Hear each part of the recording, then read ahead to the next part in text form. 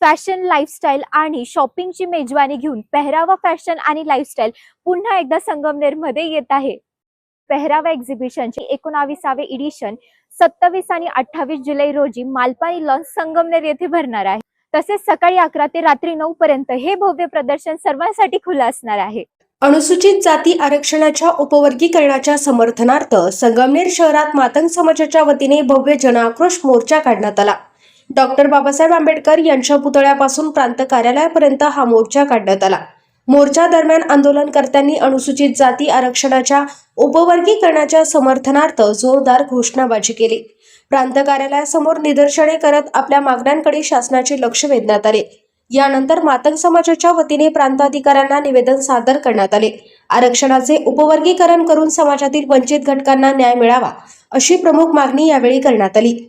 या मोर्चात मंजाबापू साळवे, ज्ञानेश्वर राक्षे, संतोष बलसाने, संतोष बडकवाड, संतोष गायकवाड, गोरख जगधने, रघुनाथ बलसाने, अशोक साळवे, प्रवीण आव्हाड, किशोर साळवे, दत्ता लाहुंडे, राजेंद्र आव्हाड, संदीप आव्हाड यांच्यासह मातंग समाजातील विविध संघटनांचे पदाधिकारी, कार्यकर्ते, महिला आणि समाज बांधव मोठ्या संख्येने उपस्थित होते.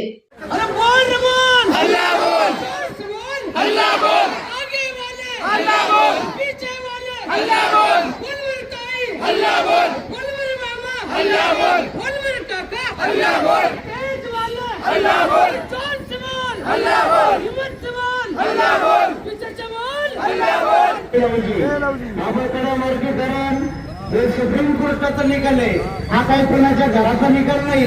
तरी अवकडानुसार मातंग समाजाला आरक्षण मिळालं पाहिजे.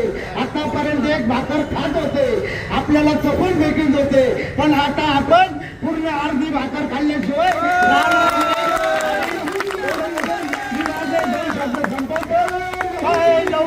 बाबासाहेब आंबेडकरांचा उपवर्गीकरण क्रांतिकारी मोर्चा संगमनेर येथे आयोजित करण्यात आलेला आहे. सर्व मातंग समाज यांचे मी मनापासून हार्दिक स्वागत करते.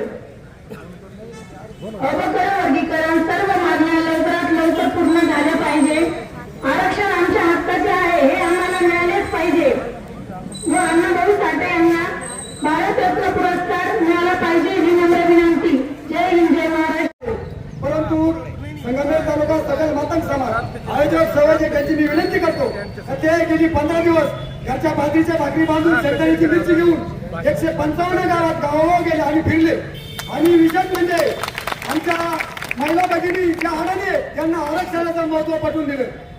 आणि हा मोर्चा कोणत्या पक्षाचा नाही मित्रांनो, हा सर्वपक्षीय आहे. मंजाबापू साळवे कोणत्या पक्षाचे आहेत, आपले राक्षस साहेब कोणत्या पक्षाचे आहेत, मी कोणत्या पक्षाचे, याच्याशी आम्हाला देणं घेणं नाही.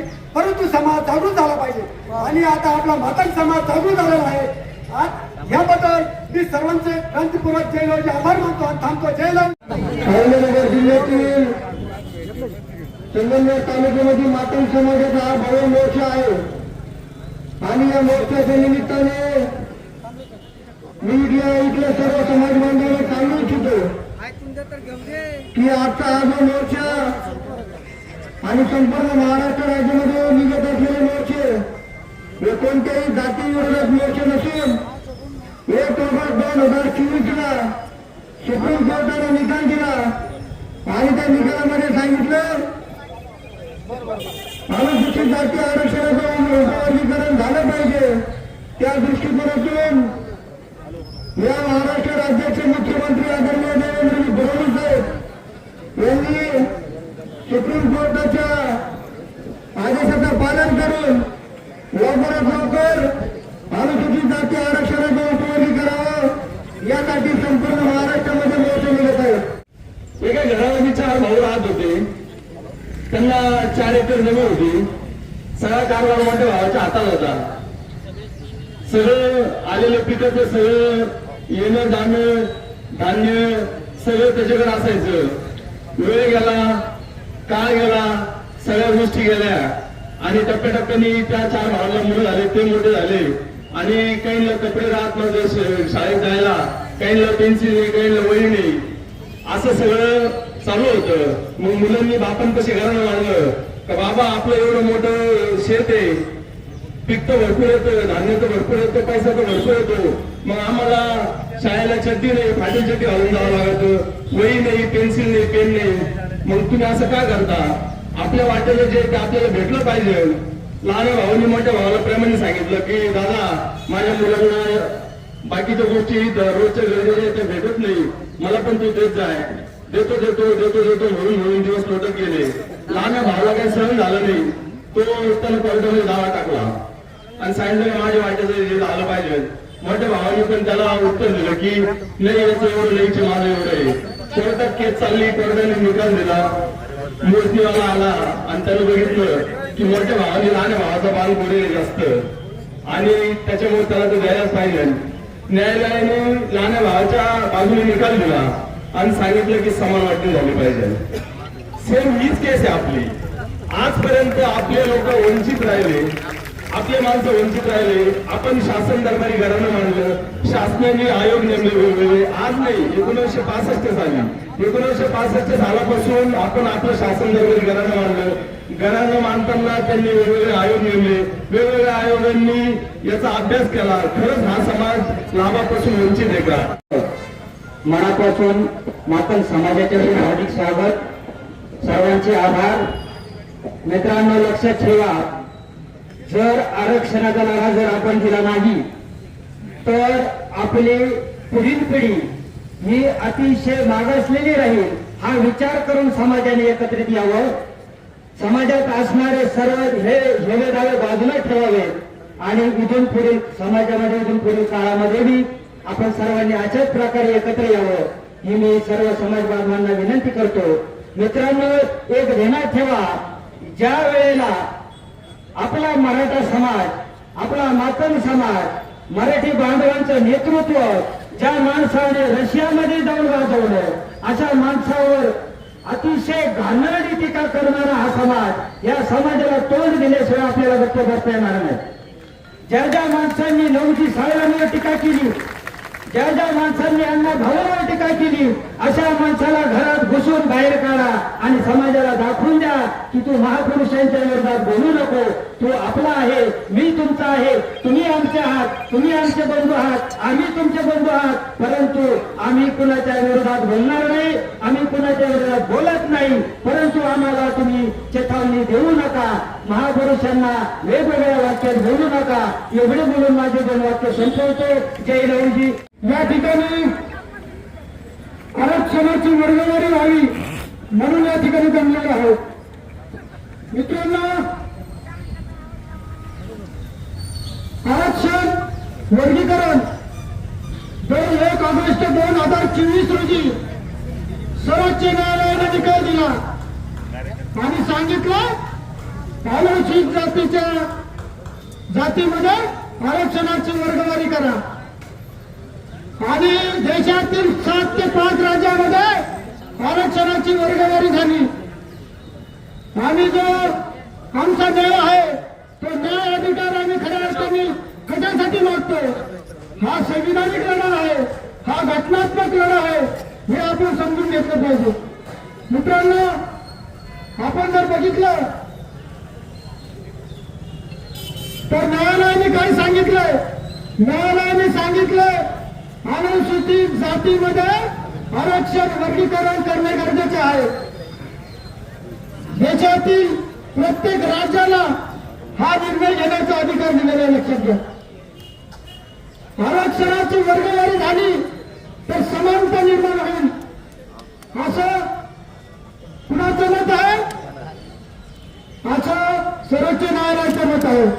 मित्रांनो, आपण जर बघितलं तेलंगणा झालं, आंध्र प्रदेश झालं, कर्नाटक झालं, तामिळनाडू झालं, अशा राज्यामध्ये आरक्षणाची वर्गवारी झालेली आहे. आणि आज आपण संगमनेर तालुक्यामध्ये आरक्षणाची वर्गवारी व्हावी म्हणून या ठिकाणी प्रचंड या ठिकाणी पावसामध्ये या ठिकाणी भरमोर्चा लावलेला आहे. मी खऱ्या अर्थाने माझ्या मातंग समाजाचा या ठिकाणी अभिमान बाळगेन. इतक्या मोठ्या पावसामध्ये हा समाज या ठिकाणी उपस्थित झाला. ही ताकद खऱ्या अर्थाने बघितली पाहिजे. ही ताकद खऱ्या अर्थाने बघितली पाहिजे. हा मातंग समाजाचा कोणत्या गुलाम राहणार नाही. लक्षात घ्या, हा मातंग समाजाचा कुणाला पुढारी मानणार नाही. लक्षात घ्या.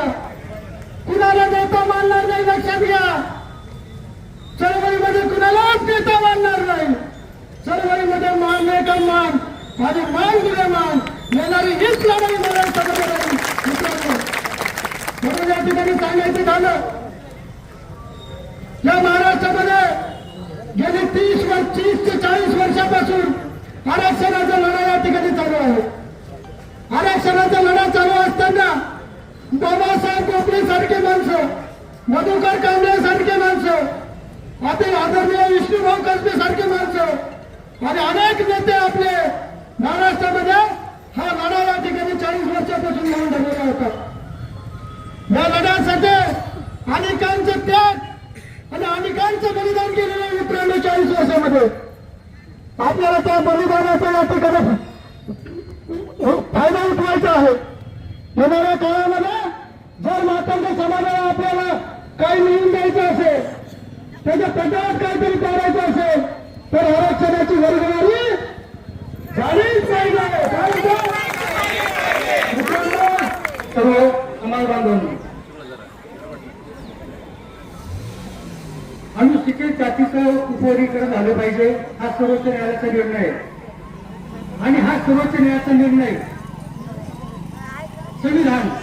संविधानाचं रक्षक आपण जे म्हणतो ते सर्वोच्च न्यायालय आहे. आणि याबाबत जो निर्णय झालेला आहे तो आपल्याला मिळणार, परंतु काही गोष्टी अशा असतात त्याला काही वेळ लागतो. त्यामुळे शासनाला लवकरात लवकर हा निर्णय जाहीर करण्यासाठी आपल्या गदारोळाची गरज असली. म्हणजे आपल्या मुंबईमध्ये काय झालं होतं त्यामध्ये सांगितलं होतं अधिवेशन चालू त्यावेळेस आपल्याला ऐकावं लागेल. माननीय आपले मुख्यमंत्री देवेंद्र फडणवीस हे याच्या बाजूने आहेत, अमित गोरखे साहेब किंवा आपले इतर आमदार असतील ते यांच्या बाजूने आहेत.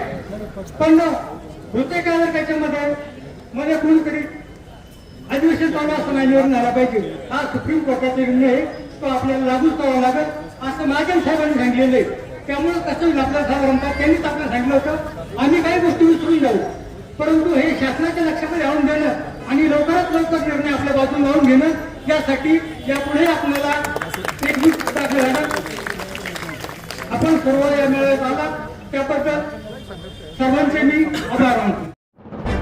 आपल्या परिसरातील ताज्या घडामोडी पाहण्यासाठी आजच प्रजासत्ताक न्यूज 24 ला सबस्क्राईब करा आणि रहा अपडेट. तसेच लाईक अँड शेअर करायला विसरू नका.